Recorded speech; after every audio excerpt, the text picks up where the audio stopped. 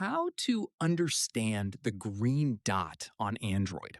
This tutorial explains what that small green indicator actually means and when you should be paying attention to it. First, unlock your Android device and open any app like Instagram, WhatsApp, or Camera. From there, look at the top right corner of your screen near the status bar or camera cutout. At this point, a small green dot appears there whenever an app is actively using your camera or microphone in the background or foreground.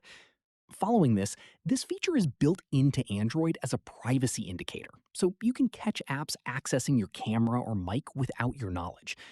From here, if you want to check exactly which app triggered it, swipe down from the top of your screen to open the quick panel. After that, tap on the green dot icon if it's visible there, or check your notification shade, since Android often logs which app used the camera or microphone recently. At this stage, open the Settings app and go to Privacy. Then tap Permission Manager to see a full history of which apps have accessed your camera and microphone. Keep in mind, seeing the green dot doesn't always mean something malicious is happening. Plenty of legitimate apps use the camera or mic for features like video calls, voice search, or scanning documents. But if you see it appear from an app that has no reason to use your camera or mic, that's worth investigating and possibly revoking permissions for.